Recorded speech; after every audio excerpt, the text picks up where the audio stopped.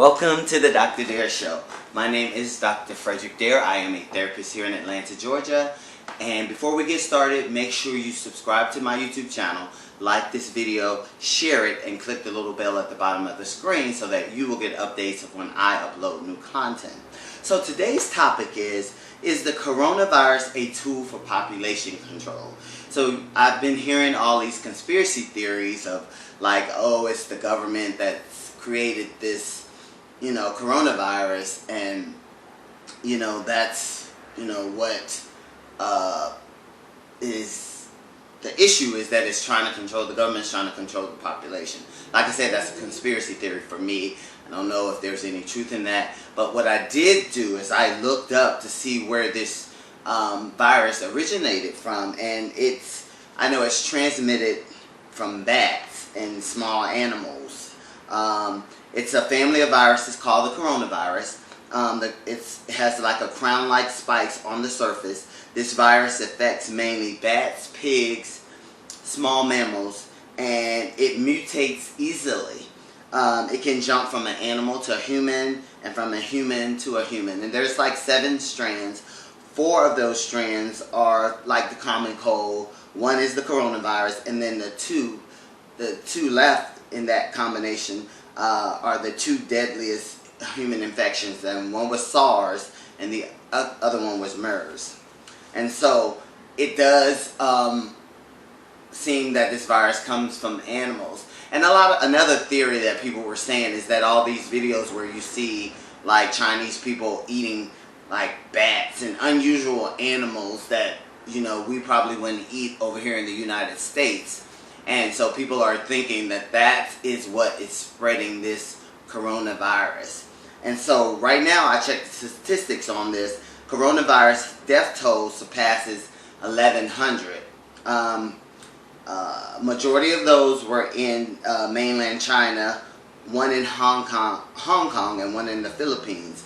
45,172 people there are confirmed cases globally. That means all over the world. And right now I think it's only 13 cases according to CDC for the United States. And so there's a lot of news out there, but one thing that I thought of, because I do have a cruise coming up, the cruise ships that are impacted by this, there's a MS Westerdam. It has about 2,000 people. There's no confirmed cases on that cruise ship. And it's kind of sailing around because 4 ports have rejected it because they're afraid that people on there are contaminated, which there's no confirmed cases on that cruise ship. But then the second cruise ship is the Diamond Princess cruise ship, and I feel really bad for these people because they're quarantined in Yokohama, and there is at least 75 passengers who have the virus. And I was watching that on the news the other day. The passengers are like confined to their rooms. One of the passengers stated that their food is like passed through the door by the staff like they're animals.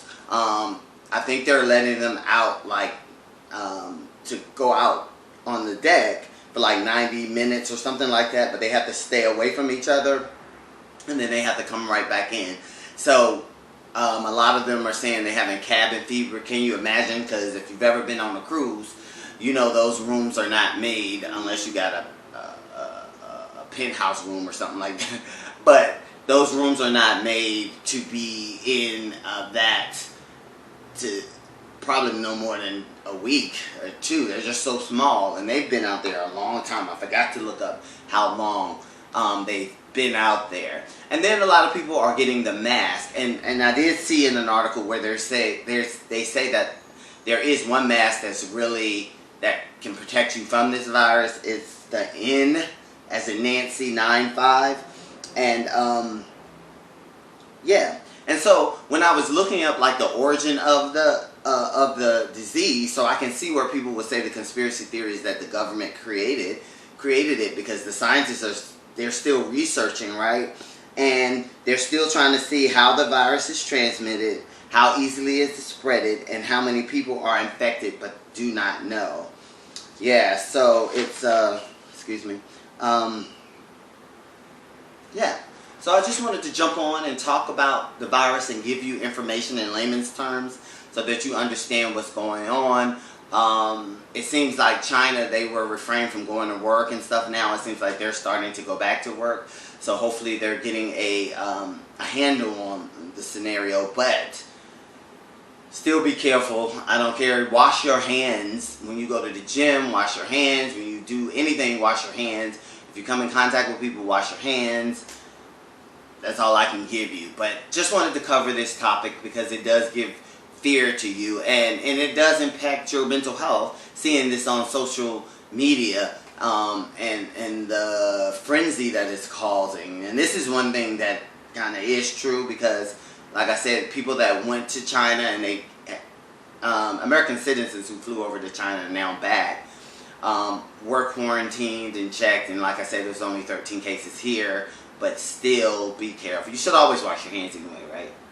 Right. Okay. So thank you for joining in the Dr. Dare Show. Have a great, great Wednesday. And I will see you at the next show. Bye.